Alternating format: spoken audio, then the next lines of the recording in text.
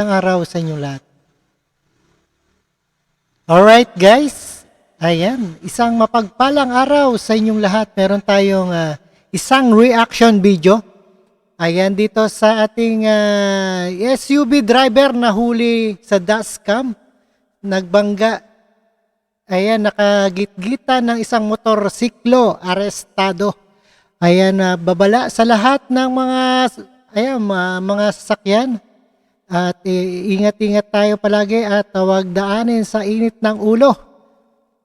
At ito ay tumilapo ng dalawang motorsiklo, angkas. Ayan ang angkas driver. At panoorin po natin ang buong detalye dito sa UNTV. At babala din at hindi lang motorsiklo ang hulihin nyo, yung mga PNP, pati na rin ang 4 wheels, andyan ng malalaking kargada. Alright? At ipatupad na rin ang minimum maximum ng sasakyan, ang capacity, para iwas sa dami ng volume ng karsada at napapanahon na ngayong holiday season. At panoorin po natin ang buong detalye. Alright, no other part. Sa lahat ng mga gumagamit ng kalsada na maging mahinahon tayo, habaan natin ang pasensya. So wag padalos-dalos, wag magalit at wag daanin sa dahas. Sa viral video na ito sa social media, makikita ang isang motorcycle rider na nais mag-overtake sa pulang SUV sa bahagi ng EDSA Ortigas southbound Mandaluyong City kahapon. Tila ikinagalit ito ng driver ng SUV, kaya imbes na pagbigyan, pinatakbo nito na mabilis ang kanyang sasakyan at tahasang Alright guys, tingnan nyo na sa solid line. Dapat hindi siya overtake. At dapat hulihin yan at parusahan ng attempted murder ang ginawa niya. Alright?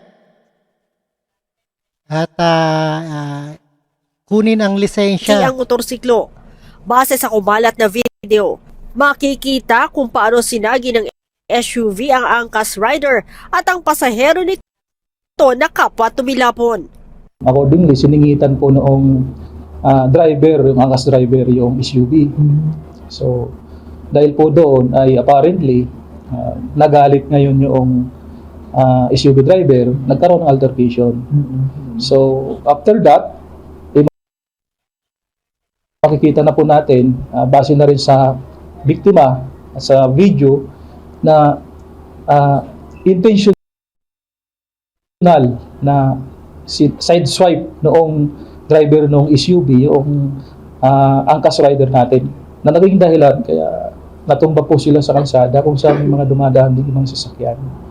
Ayon kay Eastern Police District Director, Police Brigadier General Wilson Asweta, nagtamo ng mga sugat sa katawan ng mga biktima kaya't isinugod sila sa paggamutan. Ang suspect naman, agad ding nahuli matapos naharangin ng mga tauhan ng MMDA sa lugar. Sinampahan na ito ng karampatang kaso at kasalukuyang nakadetine sa Mandaluyong Police Office. Initially, nakita naman natin sa CCTV tsaka sa yung sa dashcam na yung how it happened. So, it seems parang intentional ang dating kasi that's why initially we prepare yung ating investigator attempted murder. So kitang-kita naman yung actuation ng ating driver doon. Samantala, ipinasususpende ng Land Transportation Office ang lisensya ng SUV driver.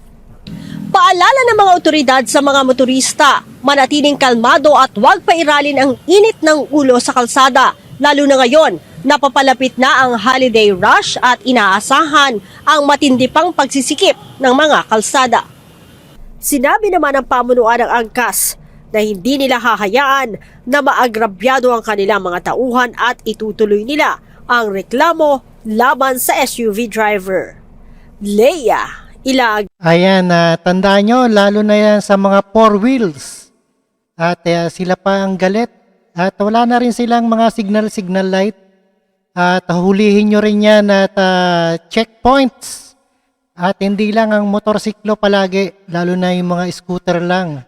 At no other further ado, thank you so much sa inyong lahat and peace out. Keep safe and healthy sa inyong lahat.